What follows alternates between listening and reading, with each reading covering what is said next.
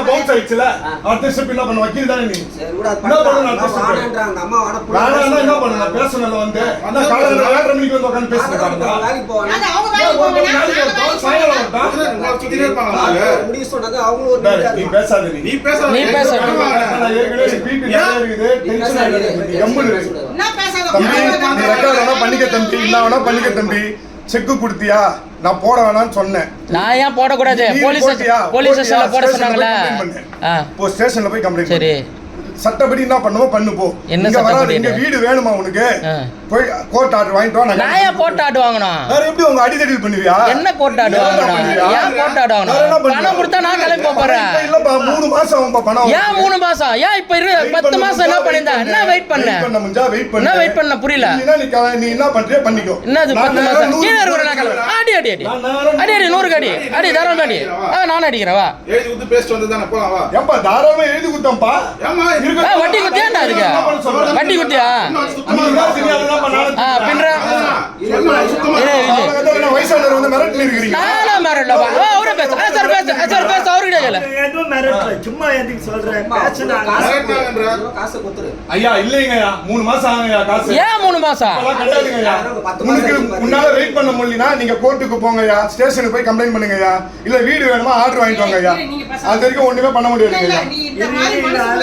இல்லம்மா எனக்கு மனசாட்சி இல்லம்மா எனக்கு இல்லம்மா எனக்கிட்ட இல்லம்மா இப்ப எனக்கு நான் நல்லா கேட்டுங்க எனக்கு உடம்பு முடியல என்னால ரொம்ப பேச முடியாது நான் 3 லட்சம் கொடுத்துட்டேன் உங்களுக்கு ஏன் 3 லட்சம் வட்டி கொடுத்துருக்கேன் என்ன வட்டி கொடுத்துருக்க வட்டி கொடுத்த எவ்வளவு வட்டி கொடுத்துருக்கேன் செக்ல போட்டு கொடுத்துருக்கேன் செக்ல போட்டு நான் அனுபவிச்சுனே இருக்கேன் 50000 அனுபவிச்சுனே இருக்கேன்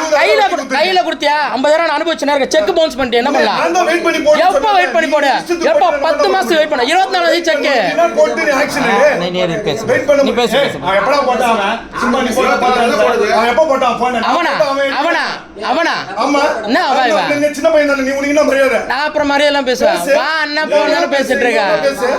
பேசு நான் பேசு பேசிட்டு போட்ட கூட என்ன இப்போ ஏன் வட்டி நான் என்ன பா நீங்க தயவு செய்து கிளம்பி நீங்க போங்கப்பா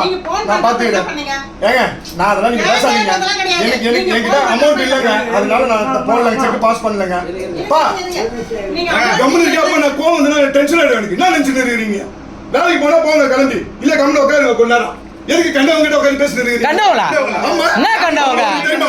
அப்புறம் நீ கண்டவன் தான் எனக்கு காசு கொடுத்தா நீ கண்டவன் தான் நீ காசு கொடுத்தா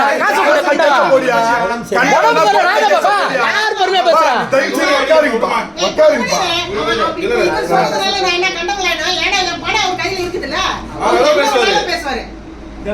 என்ன வேணாலும் பேசுவாரு